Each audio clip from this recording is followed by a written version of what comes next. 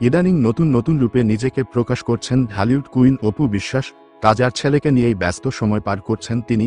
ছেলেকে লেখাপড়ার জন্য বিদেশ পাঠাতে চেয়েছিলেন অভিনেত্রী, তবে সেই সিদ্ধান্তে পরিবর্তন আনতে চলেছেন অপু বিশ্বাস।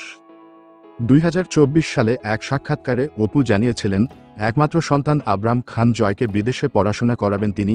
তার বাবা শাকিব খানেরও একই ইচ্ছে। এর কারণ হিসেবে পরোক্ষভাবে অভিনেত্রী শবনম বুবলীর সঙ্গে নিজের কাদা ছোড়াছুড়ি, শাকিব খানের বিয়ে বিচ্ছেদ নিয়ে বিভিন্ন সময় নেতিবাচক খবরকেই ইঙ্গিত করেছিলেন অপু বিশ্বাস। সে সময় বিষয়টি ব্যাখ্যা করে নায়িকা বলেছিলেন, কিছু নোংরা জিনিস দ্রুত ছড়িয়ে পড়ছে, যা বাচ্চাদের জীবনে প্রভাব পড়তে পারে, ফলে বাচ্চারা মানসিকভাবে হালকা হয়ে যায়। তাই আমার মনে হয় শীঘ্রই জয়ের দেশের বাইরে যাওয়া উচিত, কারণ সন্তানের ভবিষ্যৎ গড়ার দায়িত্ব তো বাবা মায়েরই। তবে বছর গড়াতেই সেই সিদ্ধান্তে পরিবর্তন এনেছেন অপু বিশ্বাস। তার কারণটাও জানালেন এই ঢালিউড কুইন। সম্প্রতি এক সাক্ষাৎকারে অপু বলেন, জয়কে বিদেশ পাঠানোর সিদ্ধান্তটা আমার ও তার বাবার দুজনের পক্ষ থেকেই ছিল।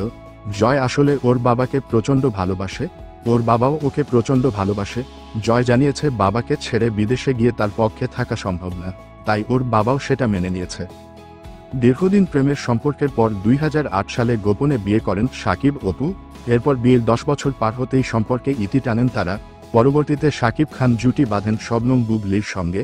তবে বর্তমানে শাকিবের জীবনে অপু বুবলী দুজনই প্রাক্তন। অতীত হলেও দুইজনের ঘরেই শাকিবের ফুটফুটে দুটি পুত্র সন্তান রয়েছে। অপু বিশ্বাসের ছেলে আবরাম খান জয়, অন্যদিকে বুবলীর সংসারে শেহজাদ খান বীর। দুই সন্তানের প্রতি যথাযথ দায়িত্ব পালন করে যাচ্ছেন ঢালিউড কিং শাকিব খান।